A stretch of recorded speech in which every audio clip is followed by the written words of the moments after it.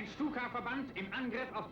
continued employment of the Junkers 87 Stuka in large numbers on the Eastern Front, right through to the end of the war, is illustrative of the lesser role played by air power and the great battles in that theatre of war when compared to the West. The days of the Stuka had been numbered in the West as early as 1940, when it had to be withdrawn from operations during the Battle of Britain because of heavy losses. Its swan song in the West was in Tunisia, where it proved highly vulnerable and large numbers were shot down. If encountered at all after 1943, it was at night as a support type. However, in Russia, localised conditions frequently allowed the Stuka to be employed in its original role with devastating effectiveness. Called onto target by a controller operating with the ground forces, a massed Stuka strike, such as that shown here, functioned as a substitute for artillery and often proved decisive in blunting a major Soviet attack. Although such stories are often stated to be spurious, many photographs exist of individual Soviet tanks shattered by the pinpoint bombing of Stuka pilots. Clearly outdated by 1943, it continued to play an invaluable role in support of ground operations as the great German retreat from Russia began.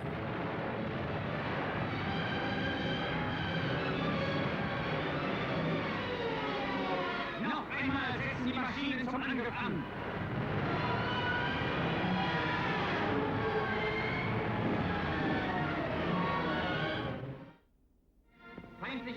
On the 9th of September 1943, the Allies landed on the mainland of Italy at Salerno, some 40 miles to the south of Naples. On the previous day, the Italian government had surrendered to the Allies, precipitating Operation Axis, a German contingency plan for the occupation of Italy.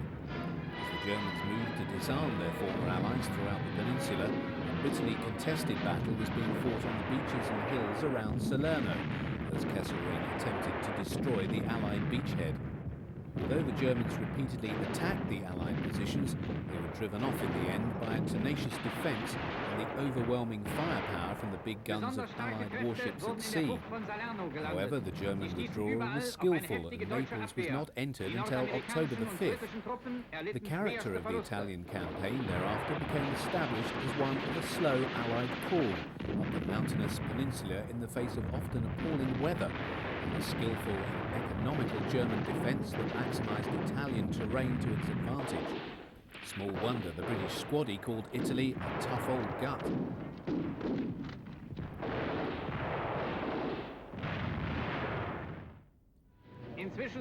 Early on the morning of September the 12th, a crack team of 90 German SS paratroopers, under the command of Reichsturmführer Otto Scorzani, launched an audacious operation to free the former Italian dictator, Benito Mussolini, who was detained in a hotel on the 9,000-foot-high Gran Sasso d'Italia in the Abruzzi Mountains.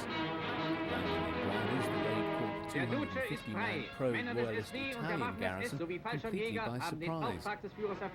On hand to record the event was a newsreel cameraman, who was thus able to capture the bemused and uncertain expression of a former Italian dictator as he stands surrounded by a group of very pleased troopers. Links neben dem Duce SS-Hauptsturmführer Scorzani, der in kühnem, raschen Zupacken den Duce aus seinem Gefängnis herausholte. Durch Sprechfunk wird der Talstation die Befreiung des Duce gemeldet. Mussolini's alarm was apparent as Scorzani pushed him into the tiny cabin of a single-engined Feisler Storch light aircraft to spirit him off to Hitler's headquarters at Rastenburg in East Prussia.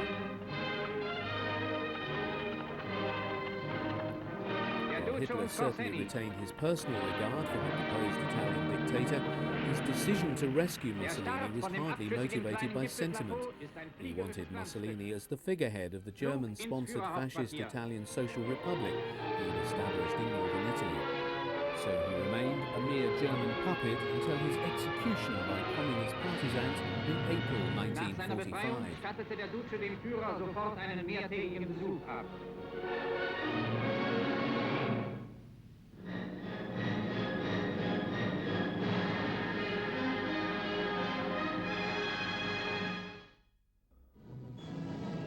By the end of autumn 1943, the bulk of the German army in southern Russia had already retreated across the river Dnieper. However, a number of bridgeheads were maintained on the eastern bank. In one of these, around the town of Nikopol, very heavy fighting took place.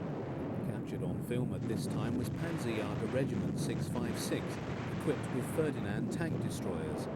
These vehicles, seen here in action against Soviet ground forces, are also under air attack from Red Air Force Ilyushin IL-2 Sturmovix, the most widely produced aircraft of the Second World War. Nicknamed the Cementer by the Germans because of the heavy armour it carried, it was used for low-level ground attack, a hazardous affair at the best of times. A Wehrmacht communique of the 26th of November 1943 mentioned this action. In bitter fighting, Soviet attacks were repulsed at the Nikopol bridgehead. Yesterday, the enemy lost 112 tanks there.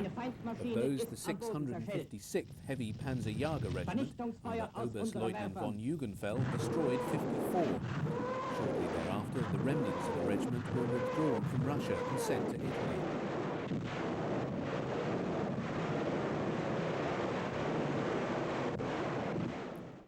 While Hitler conducted the war in monastic seclusion, never once venturing out to meet the people in his bombed cities, Dr. Joseph Goebbels, the propaganda minister, was one of the few Nazi leaders who frequently did so.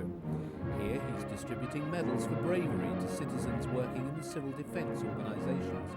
From all accounts, such visits did much to raise morale in cities becoming ever-frequent targets, both by day and by night, as the Allied bombing offensive grew in scope and intensity.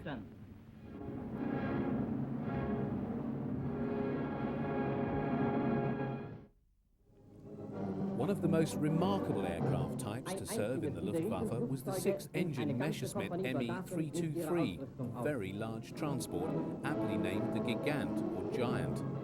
Originally designed as a heavy assault glider, it was adapted to carry captured French engines and developed into a very useful heavy transport.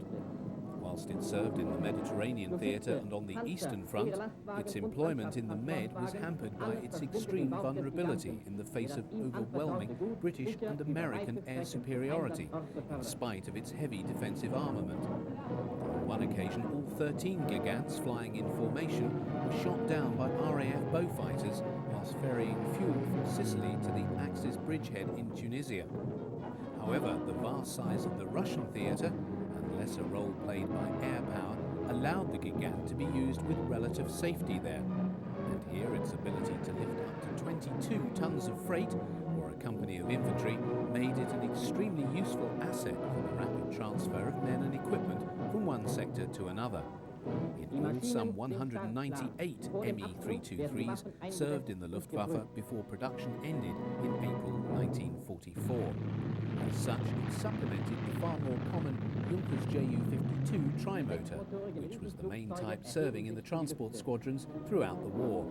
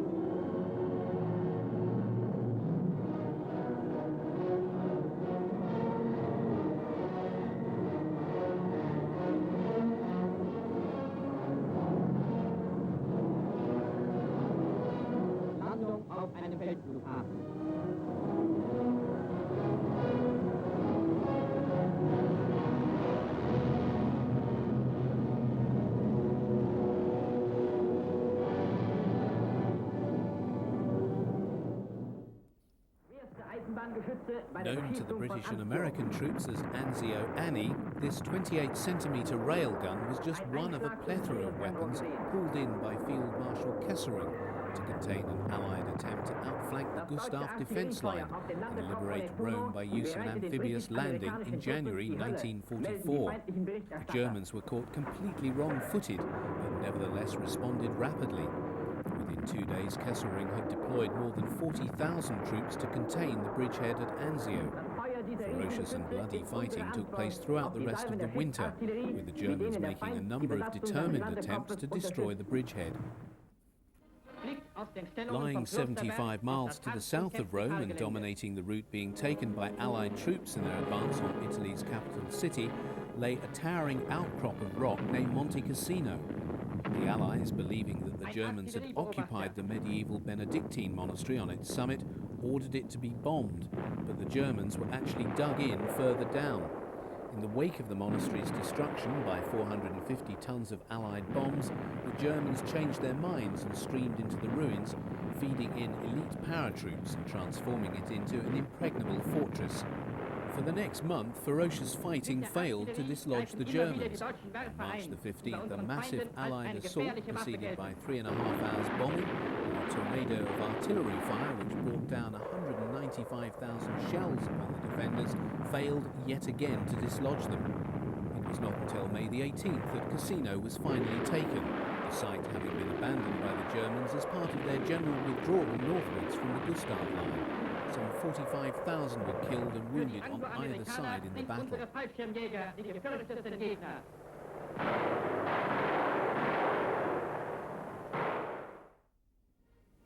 Although the newsreel celebrating Hitler's birthday on April the 20th, 1944, made much of the rallies and slogans of the populace and pledges of continuing loyalty to the Führer by the heads of the armed forces and leading party officials, it's clear that morale in Germany was under great stress. The myth, much perpetuated since the war, that the German people retained monolithic support for and faith in Hitler to the end, cannot be supported by the evidence. The party regularly monitored popular sentiment and noted a rapid decline in morale during the first half of 1944, the main factor being the effects of the Allied bombing campaign, which was engendering a sense of fatalism and a hatred of the Nazi party held responsible for the failure to prevent it. One report quoted an anonymous woman's voice in an air raid shelter in April 1944 stating that the Führer has it easy. He doesn't have to look after a family. If the worst comes to the worst in the war, he'll leave us all in the mess and put a bullet through his head. While in the bunker, the people cursed the Führer. The Allied notion that such a decline in morale would itself lead to a German collapse was naive and failed to appreciate the methods employed by a totalitarian state determined to maintain its absolute control over those it ruled.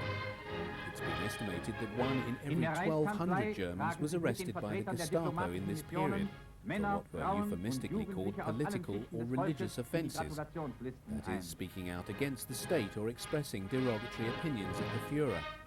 Thus, in an environment where many believed the war already lost, what social cohesion remained had little to do with faith in party or Führer. Rather, it turned on a common fear of the consequences of defeat, coupled to a hatred of the enemy, and is sustained by a deep well of patriotic defiance. This mood of seeing the thing through to the bitter end is well illustrated by the darkly humorous aside doing the rounds at the time. Enjoy the war, for the peace will be terrible.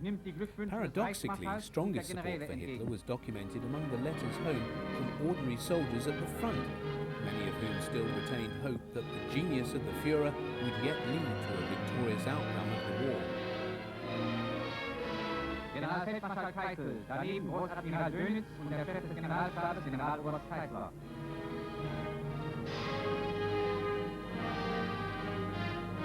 Der Führer im Gespräch mit jungen Offizieren und Soldaten.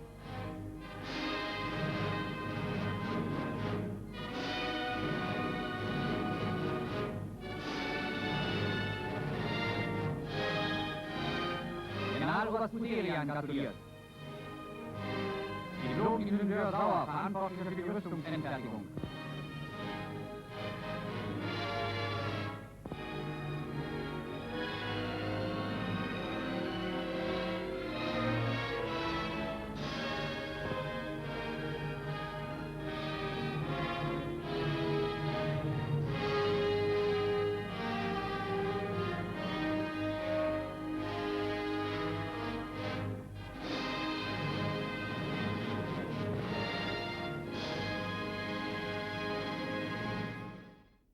For German observers manning the flagships on the Zuyder Zee, the almost daily sight of numerous contrails at high altitude predicted yet another massive raid by the bombers of the US 8th Air Force on targets deep within Germany. The sighting report of March the 2nd flashed to Luftwaffe fighter control confirmed the radar sweep which had earlier monitored the assembly of the bomber groups over East Anglia and the North Sea. By the time the leading units crossed the Dutch coast in the vicinity of Egmond, the stream was all of 60 miles long and composed of some 700 bombers escorted by 800 fighters heading for Berlin. Since the earlier and first daylight attack by US bombers on the capital 2 days before, fighter squadrons had been pulled in from all over Germany to contest any future raid along the attack route. As German Focke-Wulf 190 and Messerschmitt 109G fighters scrambled to intercept the US bombers, the first planes were already being downed as they crossed the heavy flak concentrations around Onschede and Zwolle. The first fighters hit the head of the stream over Holland, shooting down several B-17s, notwithstanding their defensive escort. With the target identified, warning sirens were now sounded throughout Berlin, and people began to evacuate to the huge flak towers above ground and the bunkers below. Halfway to Berlin, the German ground controllers became aware that the bulk of the escorting US fighters were concentrated at the front of the bomber stream, leaving the centre groups unprotected and vulnerable. In consequence, for the next 30 minutes, the fortresses and liberators were assailed by waves of FW-190s, Me-109s and twin-engined Me-110s, resulting in 23 B-17s shot down or so badly damaged that they crashed before reaching England. Approaching Berlin, the leading units turned towards the south of the city to bomb the VKF ball bearing plant, the Daimler-Benz factory and the Bosch electrical works. Although flak was extremely heavy, only 5 aircraft were lost. Throughout the 400-mile return journey, fresh waves of Luftwaffe fighters hit the stream, claiming a further 18 bombers, with 6 more being lost to flak. Taking into account the 3 bombers that ditched in the North Sea, this raid had cost the 8th Air Force 69 bombers, their highest loss of the war so far. However, German losses were far from negligible, one of the aims of such raids being to bring to battle the German fighters and then shoot them down. The cumulative effect of the constant losses of machines and pilots to the escorting US Thunderbolt, Mustang and Lightning fighters in the months ahead saw the Luftwaffe fighter arm all but defeated over Germany by late 1944. Very dangerous, it's painful. And now it's not painful. Your name is Goebbels. Yes, sir. Are you wounded? Twisted ankle. Twisted ankle, but that's all. You can walk after all. Yes. Weber, gefallener Amerikaner. It was only in November 1943 that Hitler turned his attention to the defence of the West, identifying the need to build up his forces there to defeat an expected Allied invasion in 1944 as a high priority. The cornerstone of German defences in the West were the massive gun emplacements, minefields and anti-tank barriers that formed the coastal defences of the Atlantic Wall. And although images of the Atlantic Wall had featured heavily in propaganda newsreels since 1941, the reality of this much-trumpeted defensive barrier was, however, very different.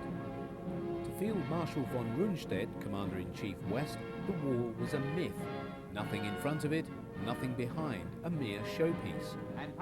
It was to beef up the wall that Hitler turned to Field Marshal Rommel in December 1943, charging him with overall responsibility for improving the effectiveness of the defences, from the River Loire through to the Dutch-German border.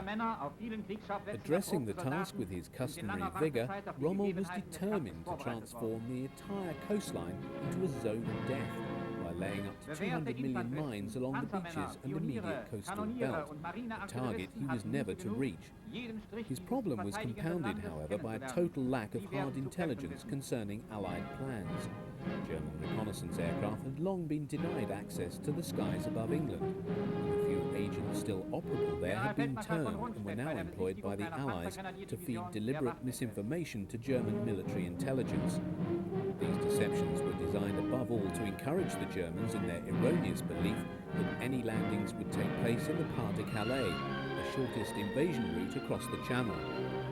says much for the success of this ploy that even after June the 6th, Hitler would not release divisions from the Pas-de-Calais area because he remained convinced the Normandy landings were but a feint. Thus, the limited number of 50 infantry and 10 armoured divisions available to Rundstedt were spread thinly to counter a landing at any point along the coast. The issue of their deployment now became a matter of fierce debate. Rommel was absolutely convinced that any invasion had to be defeated on the beaches, and in the first 24 hours, otherwise all would be lost. That meant stationing the panzer divisions within easy striking distance of the coast. This perception was not shared by either Rundstedt or Schweppenberg, commander of Panzer Group West, neither of whom had ever experienced, as had Rommel, the paralysing effectiveness of Allied air power on the movement of ground forces. Both believed that the Panzer Division should be in central reserve and ready to move off and counter the Allied invasion, wherever it fell. Hitler's compromise was to have the bulk of the armour stationed in and around Paris, and available for release but only on his command. As May moved into June, the expectation of the imminence of the Allied invasion became almost tangible, and when on June the 6th the first Allied troops landed in Normandy, the German defence was characterised by indecision and confusion. Nor did the vaunted Atlantic Wall play any appreciable role in constraining the invading armies. Just as Rommel had foreseen, once established, the Allied lodgement was unmovable, and for the next 2 months, Normandy became the scene of bitter and ferocious fighting. Rommel was correct in his belief that once ashore any Allied bridgehead would be impossible to eliminate. Within days, all 5 landing beaches were joined up and the lodgement area established. However, once the Allies moved inland, the difficulties began. The dense Normandy hedgerows were ideal for defence, and the tactical expertise of the Germans and their superior tanks came to the fore. 1 week after D-Day, a lone Tiger I tank of the 1st SS Panzer Corps, under the command of Hauptsturmführer Michael Wittmann, destroyed a British armoured column attempting to outflank the Germans at Villiers-Bocage. British attempts to take Caen, adjudged by both sides to be the linchpin of the Normandy campaign, were repeatedly denied as the bulk of the German armour gravitated to this section of the front. Although the German newsreel showed German audiences US paratroopers captured on D-Day itself, their position in the Cherbourg Peninsula was also being worn down.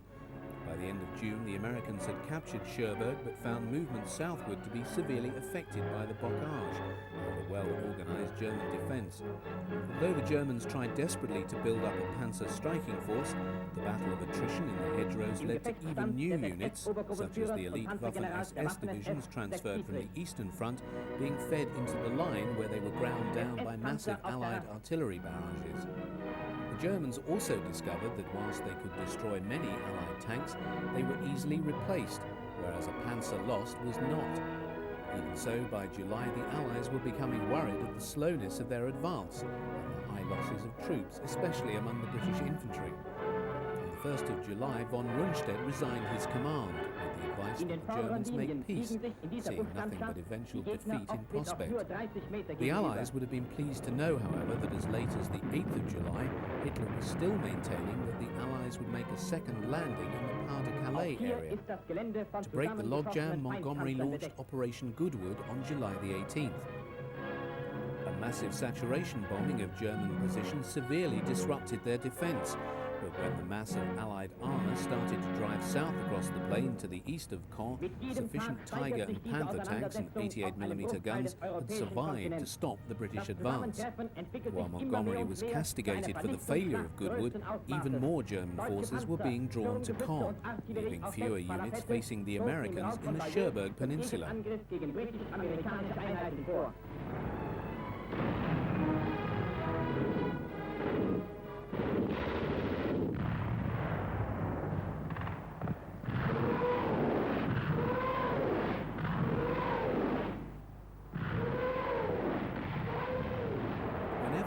Infantry veterans reminisce about their experiences in the Normandy campaign, they often recall with horror the German rocket weapons they nicknamed the Moaning Minis.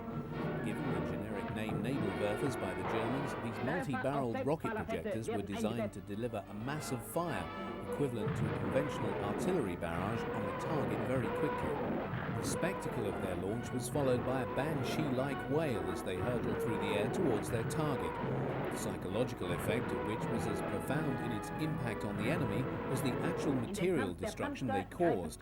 Whether towed or mounted, they provided the Germans with a highly successful substitute for much heavier and expensive conventional artillery.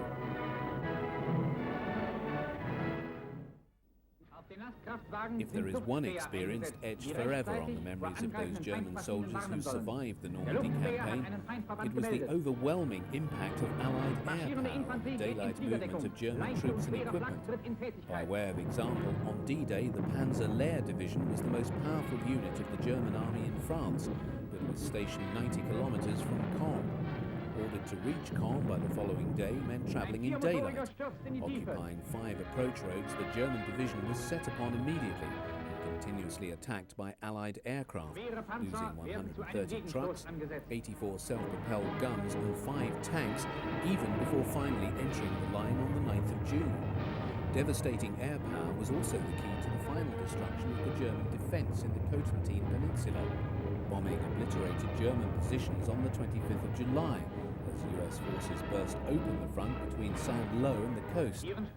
Fed into the gap was General Patton's Third Army. As evidence mounted of the disintegration of the German position in the face of the rapid advance of Patton's tanks, the original Allied plan was amended to take advantage. Only one corps of Third Army was now sent into Brittany. The rest were turned east in the direction of the Seine and across the rear of the German forces covering Caen, threatening envelopment of their whole position.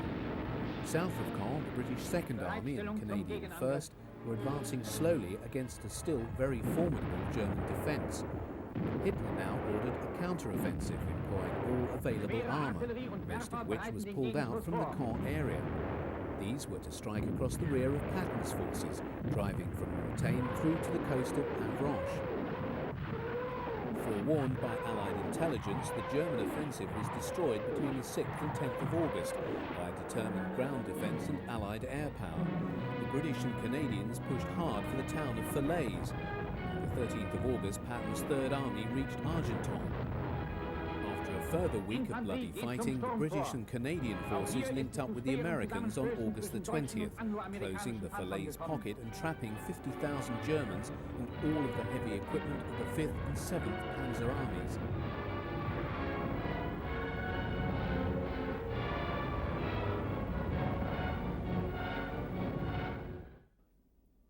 On the 20th of July, a bomb exploded at Hitler's headquarters at Rastenburg.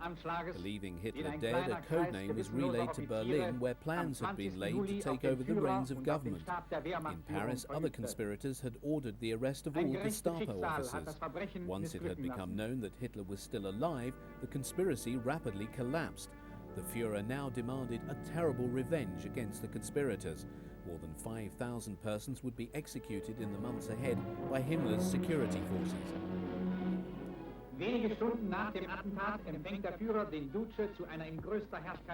Mussolini came to Rastenburg on the afternoon of the 20th to pay his respects. Although he found Hitler able to greet him in person, he learnt that the bomb had set the Führer's hair alight, partially paralysed his right arm, burned his right leg and damaged his eardrums. Der Führer im Gespräch mit Reichsführer SS, Reichsminister Himmler, Befehlshaber des Heimatheeres.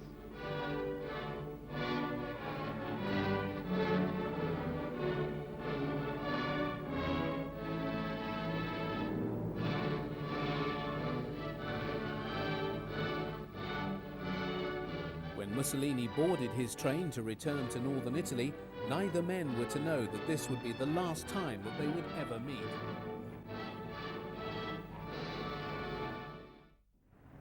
With the collapse of their position in Normandy, many of the personnel who had evaded capture in the Falaise pocket raced for the Seine bridges and escaped. Much of the surviving heavy equipment had to be abandoned as all the weight-bearing bridges had been destroyed by Allied aircraft. As the retreat into Belgium and to the German border took place, many smaller unit actions were fought right across France against the oncoming Allied spearheads. Here, German paratroops used the Panzerschreck, development of the American bazooka, and the Panzerfaust to ambush and destroy oncoming Allied armour.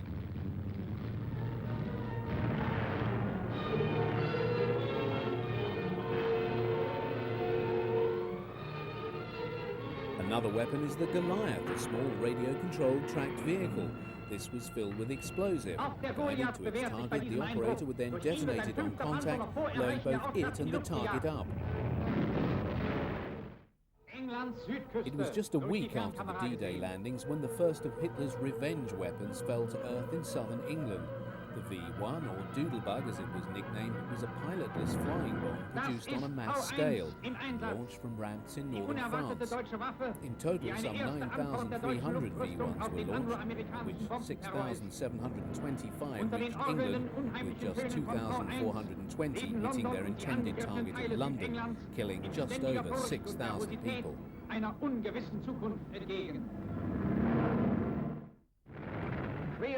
June the 22nd, 1944, 3 years to the day since Germany had invaded Russia, Stalin launched Operation Bagration, the greatest Soviet offensive of the war to date. By the end of July, Army Group Center had all but ceased to exist. The Germans had suffered a greater defeat than Stalingrad, and the Red Army had advanced over 200 miles to the borders of East Prussia and Poland. While strategically Soviet success had been overwhelming, German tactical prowess continued to be demonstrated, as in Normandy, in small unit actions such as that filmed here. The 5th SS Panzer Division Viking, under the command of Gruppenführer Giller, is in action against a Soviet armoured unit equipped with T-34-85s and JS-11 heavy tanks in eastern Poland. By this stage of the war, the principal German battle tank was the Panther, whose 75mm high-velocity gun was able to defeat most Soviet tanks. As ever, it was the superior command and control procedures and combined arms cooperation that frequently allowed German armour to inflict disproportionately higher losses on the Soviets than they received. Of note, and in direct comparison to earlier film of German armour operating in Normandy, is the scarcity of foliage as camouflage on their vehicles, illustrating quite clearly the lesser role played by air power in the east than in the west, where such exposure would have brought down a hurricane of cannon and rocket fire from American and British fighter bombers on the Panzers. However, such local victories could not stop the Soviet steamroller, and the Germans were pushed back further into Poland.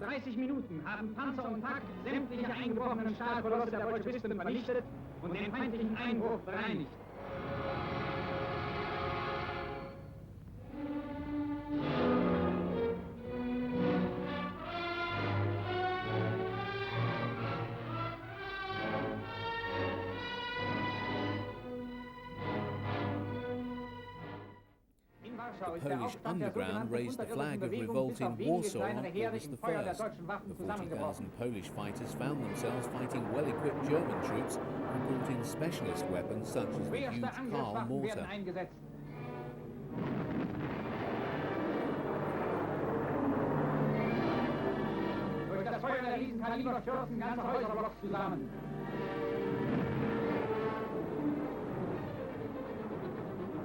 Little quarter was given among the ruins as the Germans set about systematically razing Warsaw to the ground and exterminating the Polish fighters.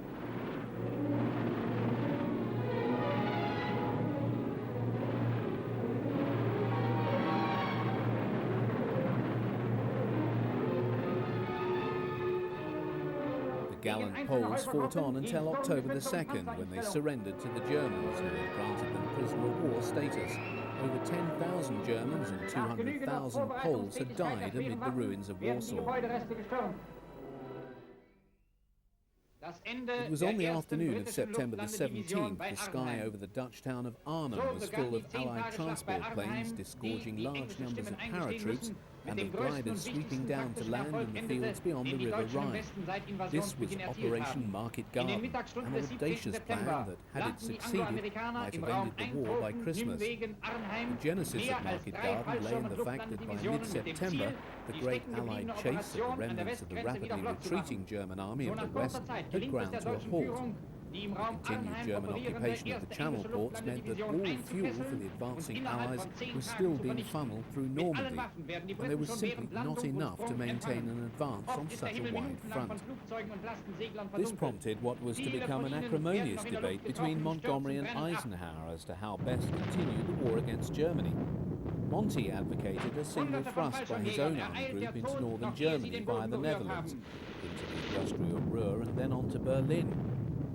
While Eisenhower demurred over the whole concept, he nevertheless gave Montgomery the green light to realise the necessary precondition of his audacious design, the seizure of a bridge over the Rhine at Arnhem. On September the 17th, the US 101st and 82nd Airborne Divisions were dropped to secure the bridges at Eindhoven and at Grave and Nijmegen, and the 10,000-man British 1st Airborne Division at Arnhem. The intention was to relieve the latter with a rapid ground thrust by 21st Army Group via the Mars and Grave bridges held by the Americans. However, the British force at Arnhem rapidly found themselves facing heavy German resistance from the 9th and 10th SS Panzer Divisions, which were refitting in the area.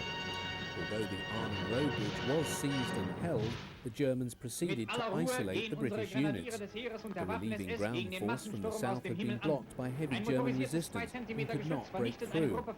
Transport aircraft attempting resupply found themselves opposed by heavy anti-aircraft fire, and many were shot down. Even a drop by a Polish paratroop brigade 5 days later failed to relieve the by now hard-pressed British forces in the town, the bridge thereafter being abandoned. By September 27th, when fighting ceased, 6,000 paratroops were German prisoners and 1,200 had been killed. The remainder managed to escape across German lines to the south. Arnhem had indeed been a bridge too far.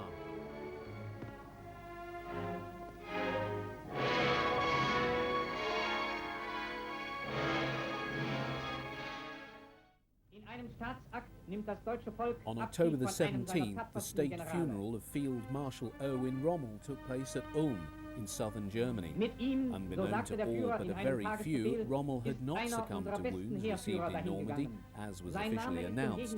Rather, having been implicated in the bomb plot of July the 20th, Hitler had offered the choice of suicide in preference to being publicly arraigned before the state prosecutor. In choosing suicide, Hitler had promised Rommel that no action would be taken against his family. The self-administered poison killed Rommel in less than 3 seconds.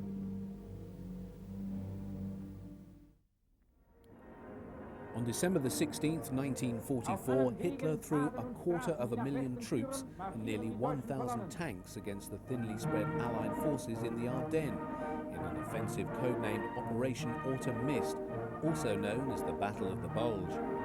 Under leaden grey clouds which grounded Allied aircraft, the German forces thrust forward and did so for the next 10 days.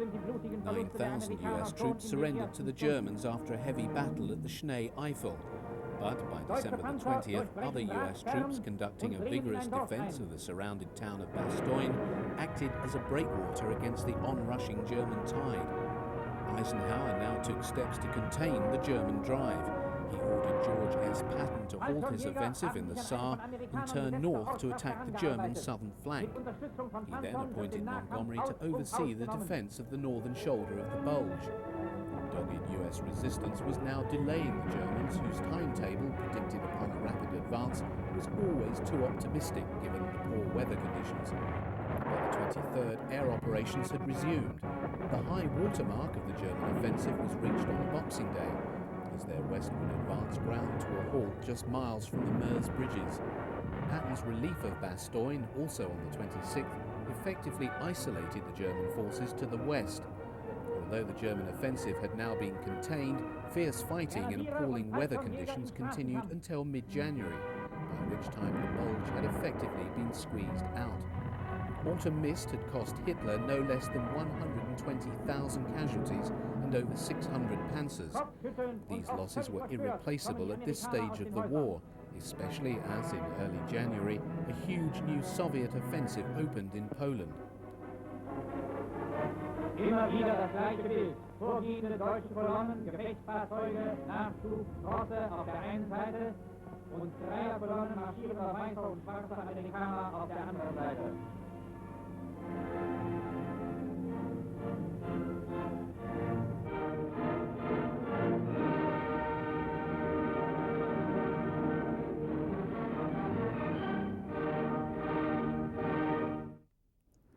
No sooner had Winston Churchill declared the V1 offensive to be over than the first of more than 1,115 V2 rockets fell on London on September the 8th, 1944. This revolutionary weapon, years in development, could carry a 1-ton warhead up to a range of over 220 miles. Unlike the V1, the V2 only announced its presence when it landed on target.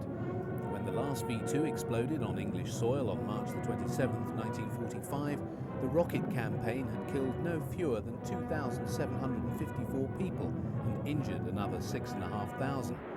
It's small wonder that those who developed this weapon were eagerly snapped up by the US and Soviets and employed on their own rocket programs. On the 12th of January 1945, the Soviets launched the greatest offensive of the war, when it hurled over 2 million men, 7,000 tanks and 5,000 aircraft against the German forces on the river Vistula. In the first phase, the Soviets punched a massive 300-mile wide hole in the German line, finally taking Warsaw in the process. Thereafter, in the second phase of the offensive, which began on February the 3rd, the Soviet tank armies drove forward at a terrific pace, keeping the German forces totally off balance and disrupting any attempts by them to ground their forces on any one of the 7 defence lines they'd constructed between the Vistula and Oder rivers. The principal Soviet objective in this phase of the offensive was the rapid capture intact of the Silesian industrial region, earmarked by Stalin for rapid deconstruction for removal back to the Soviet Union as war booty. As early as January the 31st, the 1st Soviet Mechanized Corps had seized a bridgehead over the river Oder at Kastrin, which lay less than 40 miles from Berlin. The German forces fought desperately against the Soviets on the Oder. The Soviet advance to the river had covered more than 300 miles in just 2 weeks. With a Soviet assault on Berlin now a certainty, the population of the city was turned out to begin construction of the defences. The inner defence ring was a feeble affair composed of uncompleted barricades made from railway carriages, trams and wagons filled with rubble. Nor were the trench lines dug out by mechanical digger and by hand any better. With the Panzerfaust, a one-shot anti-tank grenade, every person in Berlin could become a fighter and was expected to be one. It was now the duty of every German in Berlin to take with them a Soviet tank before their death. It was a simple weapon to operate. One merely primed the grenade, raised the vein sight, and pointed it at the target. No Soviet tank could withstand the impact of this weapon at close range. It was on the afternoon of his 56th birthday that Hitler made his final appearance before the cameras. Amid a lull in the bombing, he shuffled along a rank of teenage soldiers of the Hitler Youth, offering them wishes and words of encouragement for the battle that lay ahead. He then returned to the bunker to celebrate his final birthday.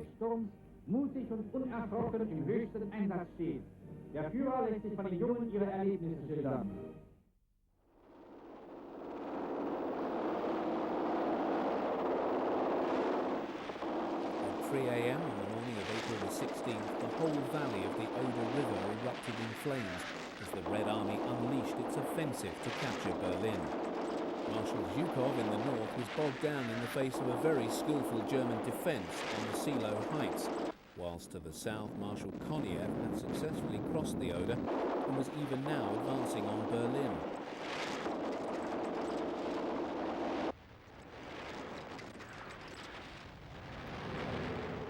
Zhukov finally broke through the German defence lines and raced for Berlin, reaching the northern outskirts of the city on the 19th. Although the German forces put up ferocious resistance, the troops of Zhukov and Koniev armies finally met on the 24th, completing the encirclement of the city.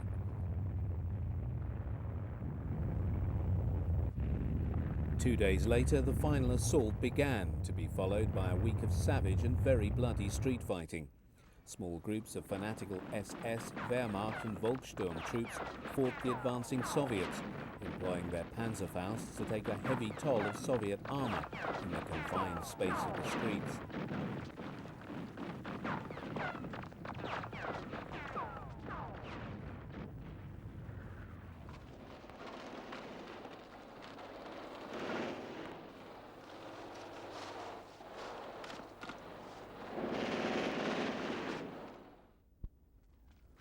Russians fought their way to the Reichstag building, for them the very symbol of Nazism.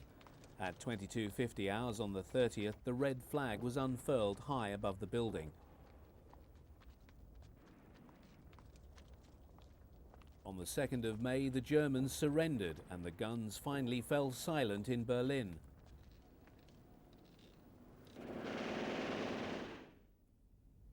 Even before the surrender, Soviet Secret Service teams had begun their search for the Nazi leaders. The blackened, burnt remains of Joseph Goebbels and his wife were identified and laid alongside those of his children, who'd been killed on their mother's instruction by poison injection.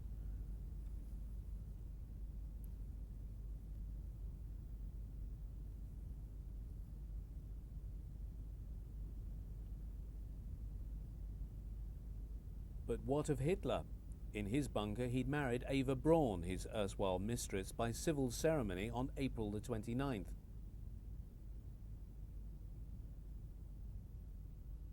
On the following afternoon, they killed themselves. The Russian soldier is pointing out the jerry cans and crater where they were supposedly cremated. Hitler had killed himself with a pistol, and Eva Braun had taken poison. Reichsführer Heinrich Himmler also killed himself when identified by biting on a cyanide capsule hidden in a tooth. And having been condemned at the Nuremberg war trials, Reich Marshal Hermann Goering avoided the hangman's noose by also taking cyanide. On May the 8th, the second surrender ceremony took place in Berlin.